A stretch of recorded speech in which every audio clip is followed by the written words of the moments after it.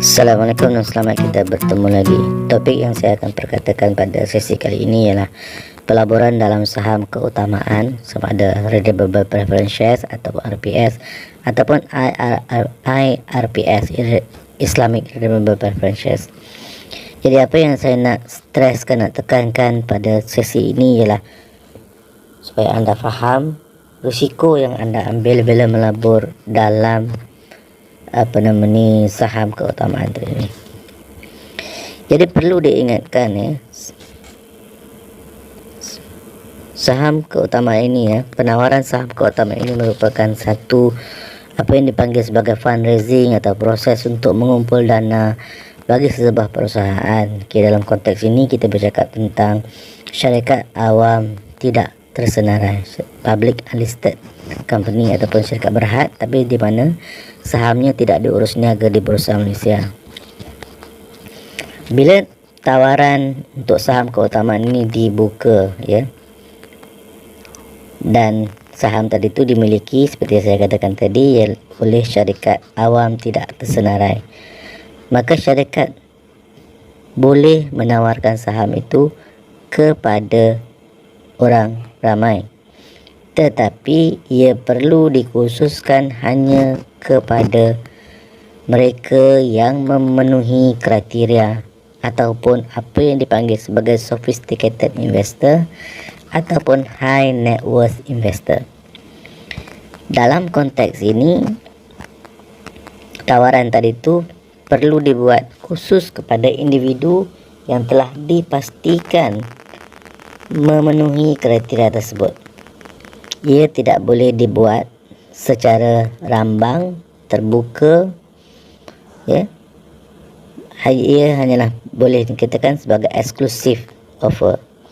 Jika sekiranya tawaran dibuat secara satu sama satu, mungkin tidak menjadi isu. Dan selepas di screen, mereka ini ialah orang yang sophisticated atau high net worth. Tetapi jika sekiranya tidak di screen ataupun tawaran dibuat secara rambang, iklan dalam platform social media, Facebook, ataupun buat kempen ataupun ceramah secara terbuka, maka ia mengundang isu di mana tawaran itu dikatakan dibuat secara terbuka kepada pelabur runcit. Dan dalam konteks ini, jika sekiranya bukan pelabur terpilih tadi, perlu untuk syarikat mendapat kelulusan pihak Suruhanjaya Security, di mana mereka perlu mengeluarkan prospektus yang diluluskan oleh Suruhanjaya Security. Tetapi jika sekiranya RPS atau saham keutamaan ini ditawarkan kepada selected investor, mereka hanya perlu lodgement ataupun daftar information memorandum atau dokumen tawaran. Dan AC tidak meluluskan.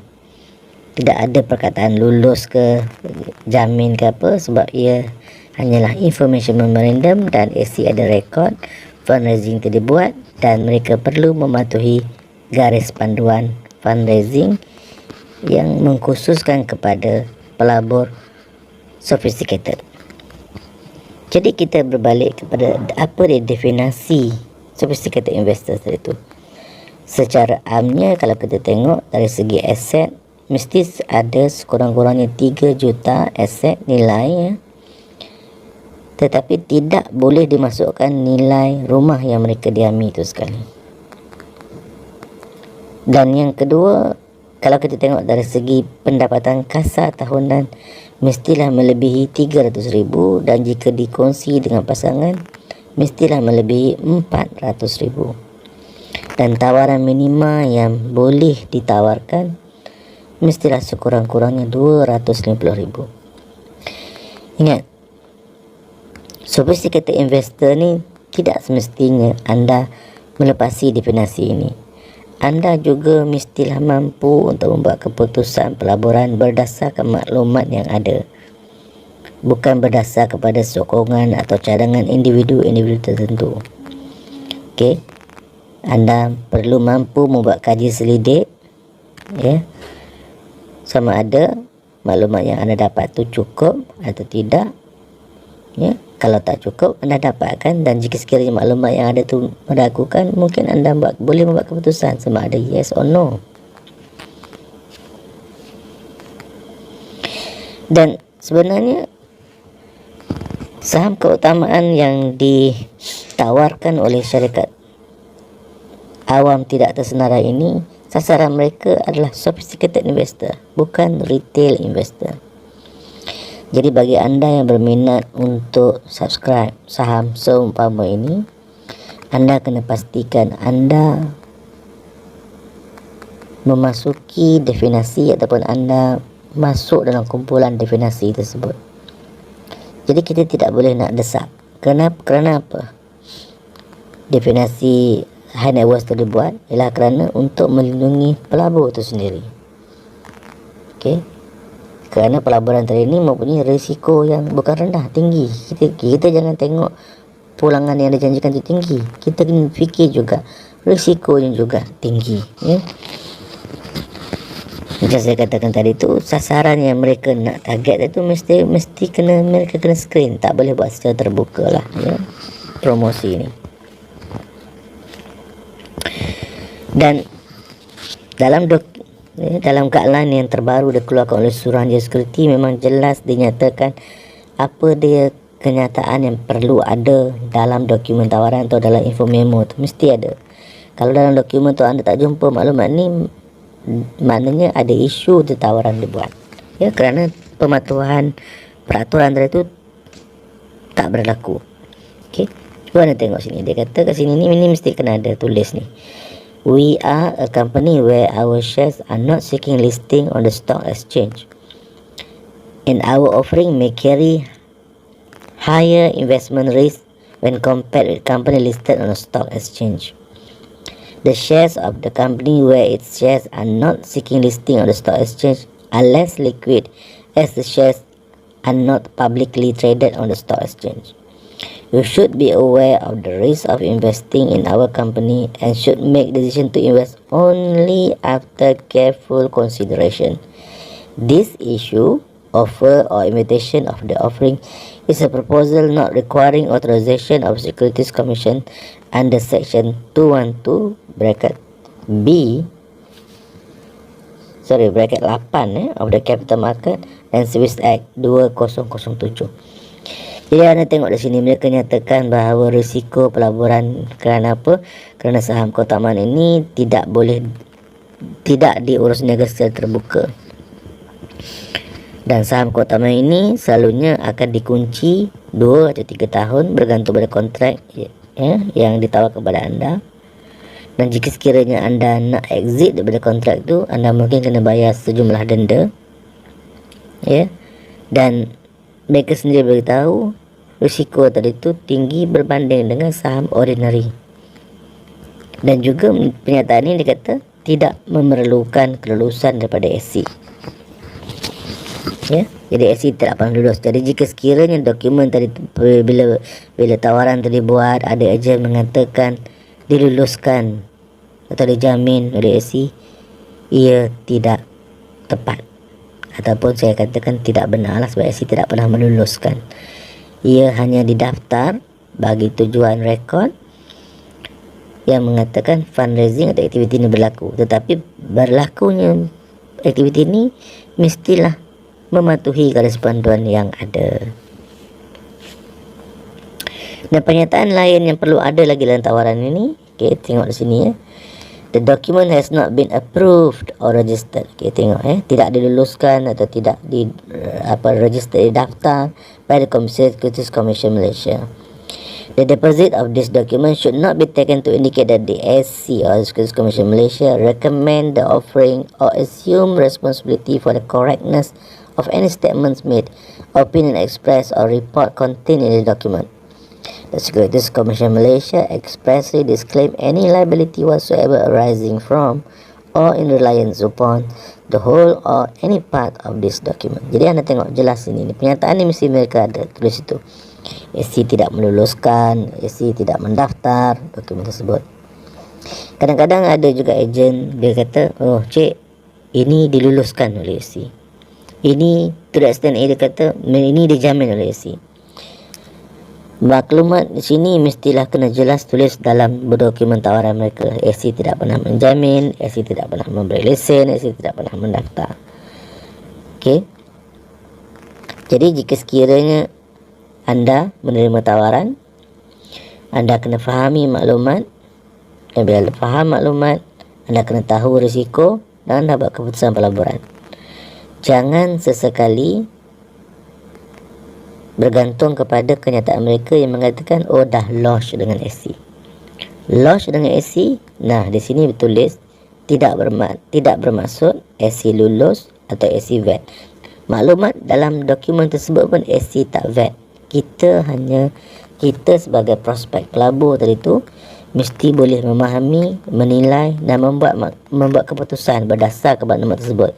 Kalau tak cukup, kita dapatkan maklumat tersebut. Kalau maklumat yang tidak jelas, mengelirukan, then kita tahu apa keputusan yang kita boleh buat lah.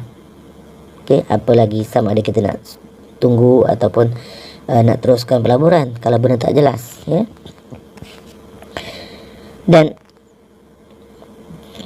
bila kita sebut definisi high net worth tadi tu, seperti kata investor tadi tu, kita tengok cukup tinggi, ya. Income mestilah 300,000 setahun, aset 3 juta minima, ya.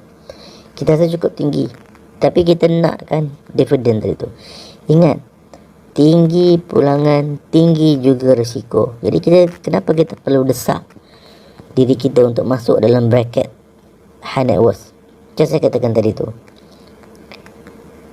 kalaupun kita barely cecah, ya, definisi tadi tu, cukup-cukup makan untuk masuk dalam merangkumi definisi tersebut, tetapi kita tak tahu perbezaan information memorandum dengan prospektus, bila perlu prospektus, bila perlu information memorandum, dan kita tak faham perniagaan apa yang dia buat, dan kita tak nak tengok rekod-rekod prestasi perniagaan tersebut. Kita hanya tengok untung tinggi. Yes, betul, untung tinggi. Tetapi bila anda meletakkan pelaburan anda dalam perniagaan tersebut, anda perlu tahu perniagaan tadi tu adakah sejauh mana ia mampu memberi pulangan seperti yang mereka katakan. Contoh senang saja, saya nak berniaga kedai makan. Saya jumpa anda, saya beritahu, okey, saya nak buat perniagaan saya macam ni. Saya minta modal dengan anda. Dan anda nilai saya, anda tengok saya atas bawah, anda dapatkan maklumat rekod, dia ni kerja apa sebelum ni, pengalaman dia macam mana. Ya?